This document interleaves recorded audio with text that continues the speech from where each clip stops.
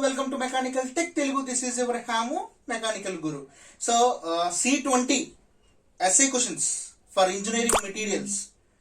So C20 important questions అనేవి మనం important SA questions అనేవి ఇవ్వడం జరిగిందండి. ఏ చాప్టర్ నుంచి ఏ క్వశ్చన్స్ పడతాయో ఇప్పుడు ఎక్స్ప్లెయిన్ చేస్తాను. దయచేసి ఎవరు స్కిప్ చేయకండి, పూర్తిగా వినండి. మీరు ఎలా ప్రిపేర్ అవ్వాలో ఎక్స్ప్లెయిన్ చేస్తాను నీట్గా. అండ్ ఇంకోటి ఏంటంటే లాస్ట్లో లేదా వీడియో మధ్యలో కానీ ఈ క్వశ్చన్స్ మాత్రమే కనబడేటట్టు కొంత టైం పెడతాను, అప్పుడు నీట్గా నోట్ చేసుకోండి. ఓకేనా? So coming to the video my dear students, this is the questions about engineering materials SA questions C20. Okay, first chapter నుంచి మనకి ఫస్ట్ చాప్టర్ అనేది టెస్టింగ్ ఆఫ్ మెటీరియల్స్ అనే చాప్టర్ అండి. దీంట్లోంచి ఒక ఎస్ఏ వస్తుంది పక్కాగా. ఆ ఒక ఎస్ఏ ఈ 3 క్వశ్చన్ నుంచి ఏదో ఒకటి రావచ్చు. అయితే డిస్ట్రక్టివ్ టెస్టింగ్ ఉంటుంది, నాన్ డిస్ట్రక్టివ్ టెస్టింగ్ ఉంటుంది సార్. అది అడిగితే ఎస్ఏ డిస్ట్రక్టివ్ టెస్టింగ్ నుంచి అడగొచ్చు, లేదా నాన్ డిస్ట్రక్టివ్ టెస్టింగ్ నుంచి అడగొచ్చు. డిస్ట్రక్టివ్ టెస్టింగ్ నుంచి కానీ అడిగితే ఒకవేళ Rockwell hardness test compare B scale and C scale, ఇది చాలా చాలా ఇంపార్టెంట్ క్వశ్చన్ సార్. ఇది మిస్ అయితే చార్బీ టెస్ట్, ఐజో టెస్ట్, ఈ రెండింటిలోంచి ఏదో క్వశ్చన్ అడుగుతాడు. డిస్ట్రక్టివ్ వచ్చేసరికి, నాన్ డిస్ట్రక్టివ్ వచ్చేసరికి అల్ట్రాసోనిక్ టెస్ట్ చాలా ఇంపార్టెంట్. అది మిస్ అయితే radiography test, X-ray radiography, gamma ray radiography అని ఉంటుంది. ఈ రెండు కలిపి చదవాలి, కలిపి రాయాలి.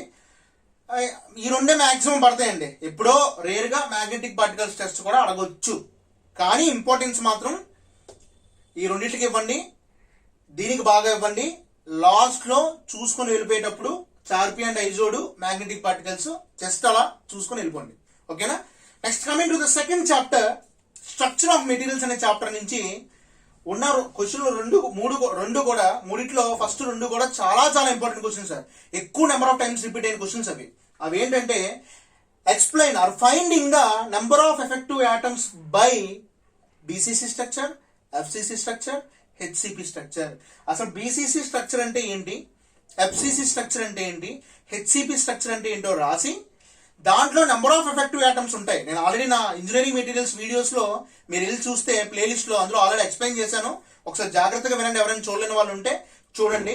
ఆ క్వశ్చన్ అయితే మాత్రం చాలా important sir. Next, what factors promoting grain size and effect of grain size and mechanical properties.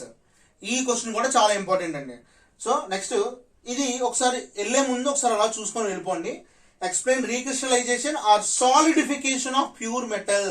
ఒక ప్యూర్ మెటల్ సాలిడిఫై అవుతున్నప్పుడు ఏం జరుగుతుంది, what is nucleation, what is grain growth, ఇదంతా ఎక్స్ప్లెయిన్ చేస్తాం ఇందులో. సో ఈ 3 క్వశ్చన్ లో ఒక ఎస్ఐ పక్క.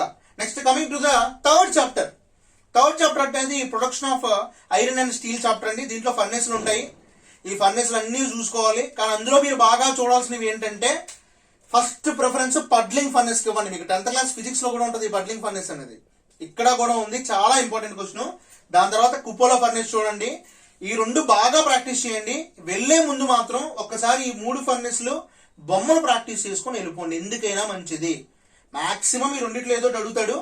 ఒకవేళ నాలాంటోడు అయితే కొంచెం ఇలా ఈ క్వశ్చన్ కూడా అడిగే అవకాశాలు ఉంటాయి. Next coming to the 4th chapter, iron carbon equilibrium diagram and heat treatment of steel కి వచ్చేసరికి iron carbon equilibrium diagram question అనేది చాలా ఇంపార్టెంట్ సార్. అది ఎలా అడుగుతారంటే explain iron carbon equilibrium diagram with eutectoid, hypoeutectoid and hypereutectoid steels మూడింటిని explain చేయమని, తర్వాత what is eutectoid reaction, what is eutectic reaction, what is peritectic reaction, ఆ 3 reaction తో కలిపిన iron carbon equilibrium diagram explain చేస్తేనే మీకు 10కి 10 మార్కులు వేస్తాడండి. అదే 8 మార్కులు వేస్తాడు. ఓన్లీ బొమ్మ వేసేసి ఏం ఎక్స్ప్లెయిన్ చేయకుండా వదిలేస్తే 8 మార్కులు వేయడు. చాలా important question.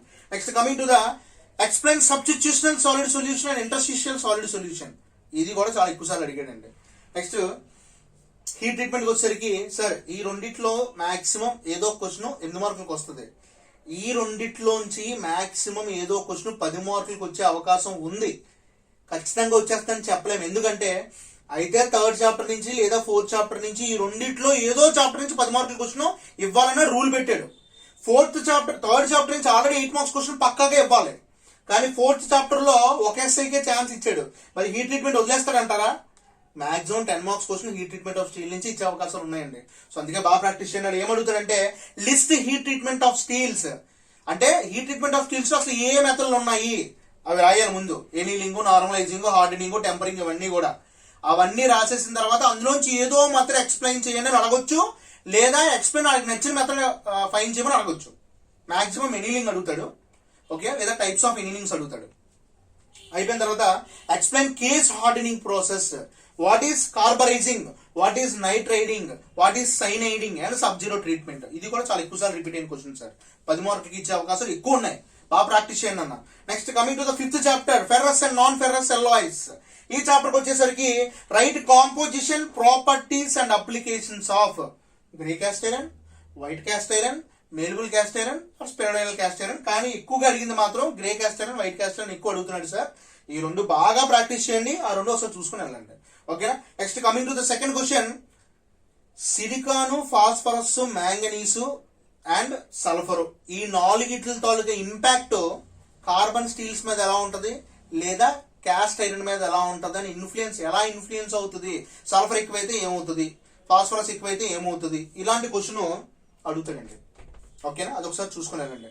And last question వచ్చేసరికి high speed steel, stainless steel, chromium steel, ఈ 3 కలిపి. అంటే మీకు లాస్ట్ చాప్టర్కి వచ్చేసరికి ఫెర్రస్ అండ్ నాన్ ఫెర్రస్ లో మెయిన్ ఈ నాన్ ఫెర్రస్, ఈ ఫెర్రస్ డిఫరెన్షియేట్ చేసి మనకి ఈ ఫస్ట్ 2 క్వశ్చన్లు ఒక తోవకు చెందుతాయి, ఈ లాస్ట్ క్వశ్చన్ ఒక తోవకు చెందుతుంది అండి. అయితే ఇదేని అడగొచ్చు, లేదా అదేని అడగొచ్చు. సో మొత్తం మీద ఈ 5 చాప్టర్స్ నుంచి మీకు 5 essays, 8 5 40 మార్క్స్ ప్లస్ ఒక 10 మార్క్స్ క్వశ్చన్, అంటే 50 మార్క్స్ అయ్యాయి కదా.